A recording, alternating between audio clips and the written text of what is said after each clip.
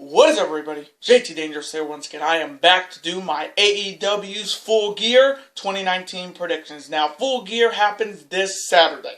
Live and exclusively on pay-per-view, Fight TV, and Bleacher Report Live from the Royal Farms Arena in Baltimore, Maryland. Now, this card for this huge event for All Elite Wrestling is stacked from top to bottom.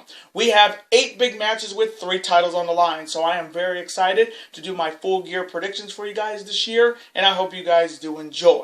Now, our record coming into Full Gear after our last AEW pay-per-view, which was All Out back in Chicago, we went 7-3. So our overall record coming in is 25-10-1. So we're coming in hot. Ever since AEW started, we have not had a losing record at any of their shows, and I'm looking to keep it that way. So hopefully in this video we will continue the red hot winning ways. We're on a 4 pay-per-view winning streak. Hopefully in this video we're going to make it 5. Hopefully. Now, if you guys haven't checked out my 4 of the videos that I put up on the channel this week, definitely go check them out. If you haven't, this is the 5th and final video of the day. So hopefully you guys will be able to watch all of these videos. Always show your support in the channel by watching these videos, super kicking those like buttons, hitting that notification bell, and commenting your picks and your opinions in the comment sections down below.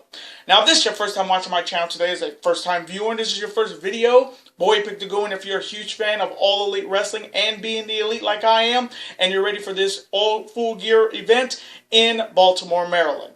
Welcome to the Dangerous Alliance. I'm JT Dangerously. Welcome to the club, because this club is two.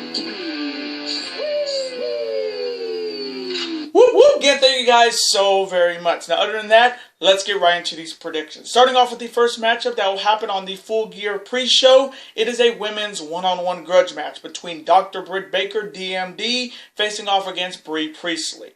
Now, these two women have been feuding ever since what happened at Fight for the Fallen back in Jacksonville in that tag team matchup where Brie Priestley gave Dr. Britt Baker a concussion that took her out of action for a couple weeks.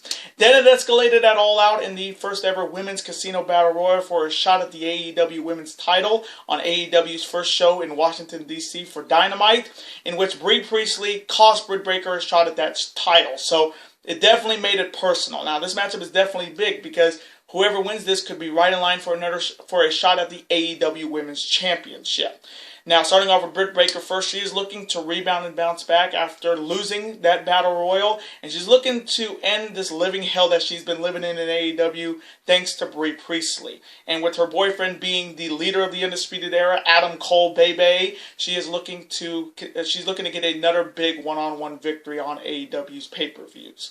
There is the idea of Brie Priestley looking to make a huge impact in the AEW Women's Division. This is her first one-on-one match, and being her boyfriend is the reigning 3-time IWGP Junior Heavyweight Champion Will Ospreay. Brie Priestley is looking to turn some heads in AEW, and a big victory here will get her right in line for a shot at the AEW Women's title. So coming from me in this women's one-on-one grudge match on the Full Gear pre-show, I'm going to go with Dr. Britt Baker, DMD, baby, to defeat Brie Priestley by any means.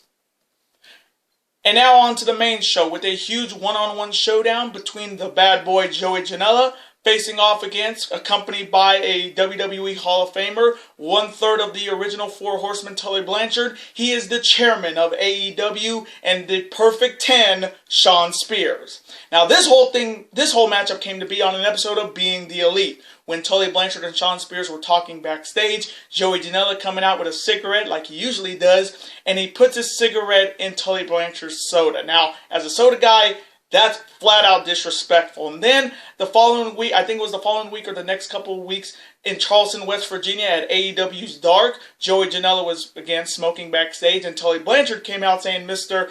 Janela, I have something to say. And then his protege, Shawn Spears, came from behind and attacked him, and he had pliers in his hand, and he put it like he was trying to do something with a cigarette in his tongue, but the camera panned out so we couldn't see it, but we heard Janela scream in pain. So whatever Shawn Spears did and Tully Blanchard did to Joey Janela must have been just out of this world crazy.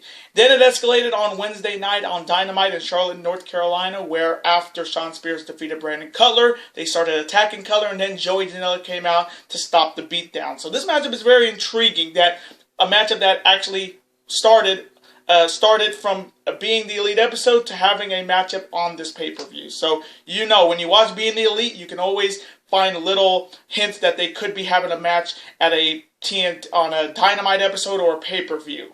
So coming from me in this one-on-one showdown between the chairman of AEW and the bad boy, if this was a type of hardcore matchup, I would go with the bad boy Joey Janela, because every time he's in a hardcore matchup, he usually gets it done. But coming from me, and this is just a one-on-one matchup, I gotta go with Shawn Spears to defeat the bad boy Joey Janela by any means. And now the next matchup. It is for the AEW Women's Championship. Starting off with the challenger. She is looking to become the next AEW Women's Champion. She is Emi Sakura. And Emi Sakura is challenging the reigning and defending and the very first AEW Women's Champion. She is Riho. Now, for a lot of people, this is definitely teacher versus student, because Emi Sakura was the teacher that taught Riho how to wrestle. So this matchup is definitely going to be teacher versus student. Now, starting off with Emi Sakura first, this is a big opportunity for her, a chance to become the next AEW Women's Champion, and she's looking to show the student that the teacher still has a few tricks up her sleeve. There is how you have Riho looking to continue her first reign as the first ever AEW Women's Champion with a successful title defense. She won the title on AEW's first premiere show in Washington, D.C. on Dynamite on TNT over Nyla Rose. She's also got victories over Dr. Britt Baker, and she's looking to continue this magical run she is having as the AEW Women's Champion. So coming from me in this matchup for the AEW Women's title, I'm going to go with Riho to retain the AEW Women's Championship by any means and defeat her teacher, Emi Sakura. And now the next matchup. It is a one-on-one personal grudge match on one side. He was the former NXT champion, a former Cruiserweight champion, and a former Open to Dragon Gate champion. He is one devious bastard. He is Pac. And his opponent was the winner of the first ever Casino Battle Royal at Double or Nothing. And he is one half of the Elite. And if you know his music, you know who I'm talking about.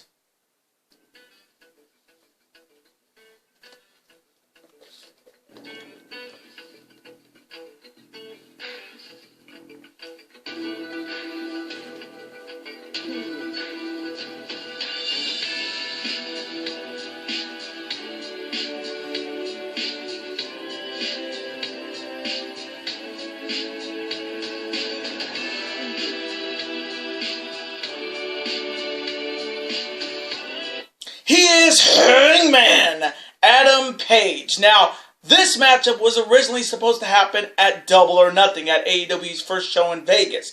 But with Pac and Dragon Gate not wanting to lose to someone like Hangman Adam Page, Pac took his ball and went home, and then Adam Page was put into the Casino Battle Royal. So this matchup has been long overdue on pay-per-view. Now, these two have met on AEW's Dynamite, with Pac defeating Hangman Page after a low blow that was not seen by referee Earl Hebner and putting Page in the Brutalizer. And then Page got a little bit of revenge, defeating Pac in a tag team matchup, which, again, tag team matchups don't really count in one-on-one showdowns, in my opinion, but it was a big win for him, and this is the matchup a lot of people have been waiting for ever since Double or Nothing in Vegas. Now, starting off with Pac, this is a big shot. It's a big opportunity for him. He's been saying that the AEW's been disrespecting him. He's not given his rightful shot at the AEW title. And really, this matchup is time to put up or shut the fuck up, Pac. Because if you beat Page, then you'll be right in line for a shot at the AEW World title. So what are you complaining about? There is how you have Hangman Page coming off his loss to Chris Jericho at All Out in Chicago to crown the very first AEW World Champion. And really, if you've been watching Being the Elite like I am, you can see that it seems like they're going to almost try to turn Hangman Page heel, because he doesn't seem like he hasn't recovered since that loss to Jericho, and is maybe his biggest matchup of his career. But a win here over the bastard Pac would definitely get him right back in line for a shot at the AEW World title. So coming from me in this matchup between the bastard and the Hangman, it's the Right to Passage, or the Deadeye as they're calling it, facing against the Black Arrow and the Brutalizer. This one should be good, but coming from me, I'm going to go with the man who's going to be doing some cowboy shit in this matchup, and that's Hangman Adam Page to rebound and bounce back on pay-per-view and defeat the bastard Pac by any means. And now the next matchup. It is a triple threat match for the AEW Tag Team Championships. Starting off with the challengers. First, they are the team of Pentagon Jr. and Rey Fenix. They are the Lucha Brothers. Next, you have a team that's been kind of the Miracle Kids in AEW. They are the Private Party. And the Lucha Brothers and the Private Party are challenging the reigning and defending and the very first AEW Tag Team Champions. They are representing SCU, consisting of the Heavy Metal Rebel, Frankie Kazarian, and Scorpio Sky. Now, for me, this could definitely be match of the night because all three of these tag teams can definitely go. This can definitely be an all-out banger in Baltimore. Now, starting off with the Lucha Brothers, they were in the finals of the AEW Tag Team Tournament that was won by SCU. So the Lucha Brothers are looking to get some revenge against the champions and become the next AEW Tag Team Champs. There is idea of the Private Party, who got into this matchup by defeating the Dark Order on Wednesday and Dynamite in Charlotte, North Carolina. And once again, they're in a big match situation. And if you remember, this was the team that knocked out the Young Bucks in the first round of that tournament. So they have been kind of the upset kids in AEW, and they're looking to shock the world once again and be the AEW Tag Team Champs. Then you have SCU looking to start their first reign as the AEW Tag Team Champions with a successful title defense. Now, originally, it was supposed to be Bad Influence, Christopher Daniels and Frankie Kazarian being there, the veteran tag team. But after the attack from the Lucha Brothers that took Christopher Daniels out, Scorpio Sky had to step in and talk about a step in. They won their last 3 matches, including the finals in Charleston, West Virginia. And now Kaz and Scorpio Sky are the tag team champions. They're looking to make sure that this reign does not end so soon. So coming from me in this huge triple threat match for the AEW tag team titles, this one's going to be good. This one's going to be good. This one's going to be really good. But coming from me, I'm going to go with SCU to retain the AEW tag team titles by any means and defeat the Private Party and the Lucha Brothers in a banger. And now the next matchup. It is a huge tag team dream matchup. On one side, they are representing the Inner Circle, and they are the former 4-time Impact Wrestling Tag Team Champions, the team of Santana and Ortiz. And their opponents are, in my opinion, the best tag team in the world today. They are representing the Elite, and if you know their music, you know who I'm talking about. And Baltimore, you ready for a...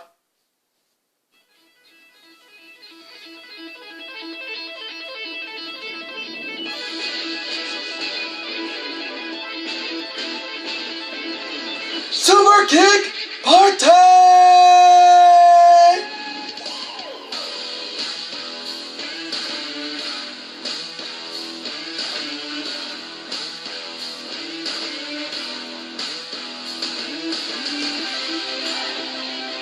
They are Matt, Nick, the Young Bucks. Now, you talk about a dream tag team matchup. This is it. It is the former Los Angeles Exchange and Impact Wrestling versus the Young Bucks.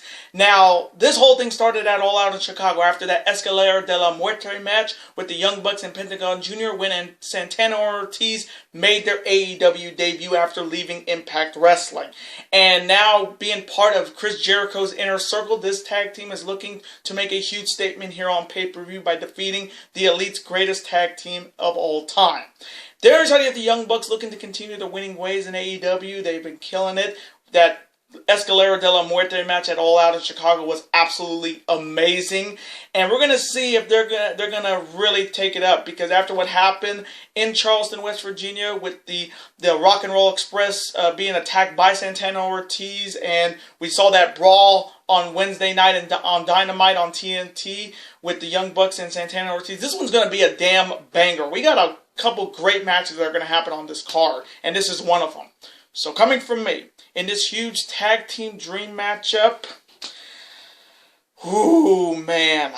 I don't usually pick against the Young Bucks, but I think Santana and Ortiz need a victory here to establish themselves as a threat in the AEW Tag Teams division. So coming from me, I'm going to take the team of Santana Ortiz to defeat the Young Bucks by any means in a banger. And now the next matchup. It is a non-sanctioned lights-out match between two of one of my in a one-on-one dream matchup. On one side, he was the former IWGP United States Champion, a Grand Slam winner in the WWE, and this matchup is right up his alley. And if you know his music, you know who I'm talking about.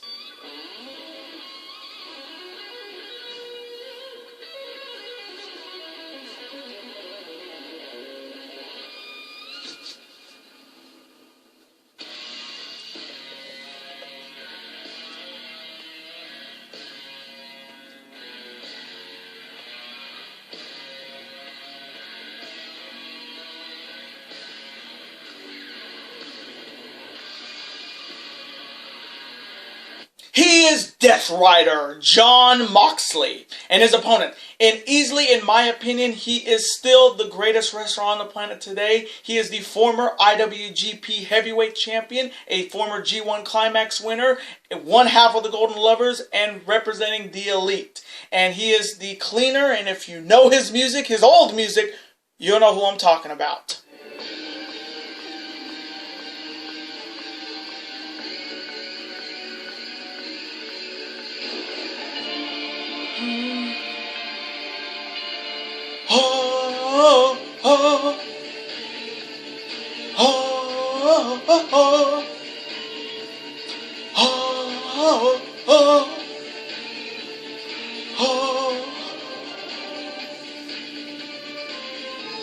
He is the best bout machine, Kenny Omega!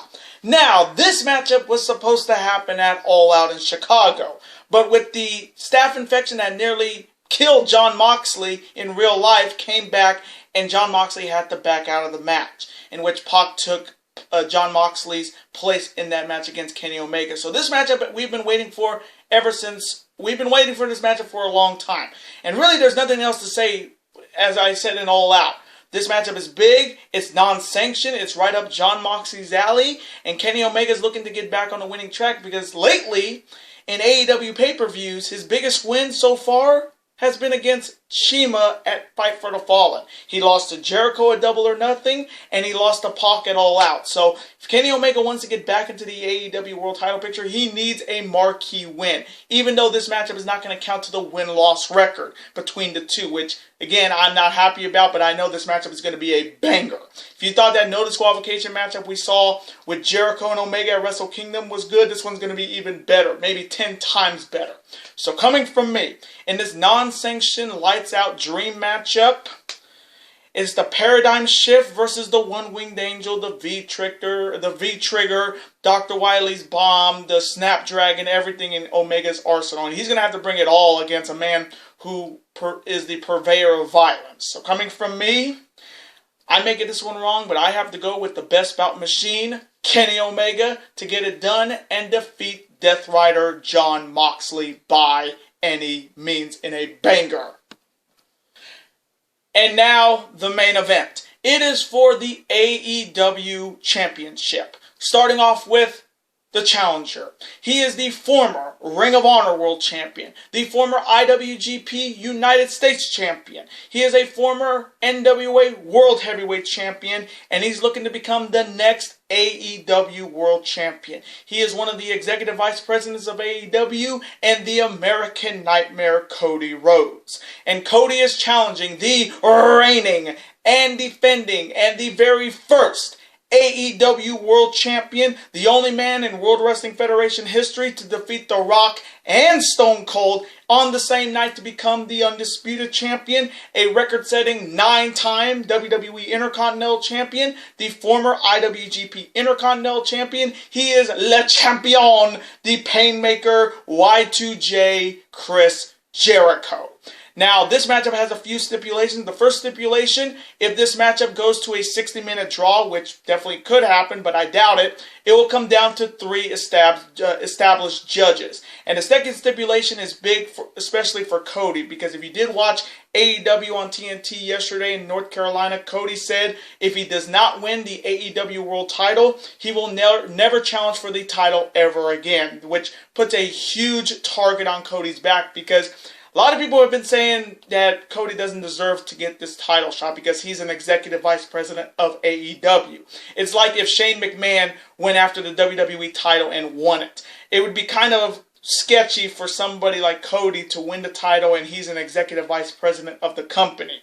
And for me, I'm really hoping he doesn't win this matchup, even though a lot of people are thinking he's going to win because he put that ultimatum on himself. But if he wins the belt, I'm just going to say it right now, he better vacate it the following Wednesday on Dynamite, because there's a lot of other people that deserve to be the AEW champion. I'm not saying Cody doesn't deserve it, but you got guys like Kenny Omega who want to be AEW champion, Jon Moxley, Pac-Hangman, and they're wrestling every week. Cody is doing all the stuff backstage. He's a producer and all of that. He doesn't need to be the AEW champion, but the fact that he put that much pressure on him, if he doesn't win, he's never gonna challenge for the title again, and it almost tells a lot of wrestling fans, he's gonna win it now, just because he said that. But for me, I'm personally hoping he doesn't win.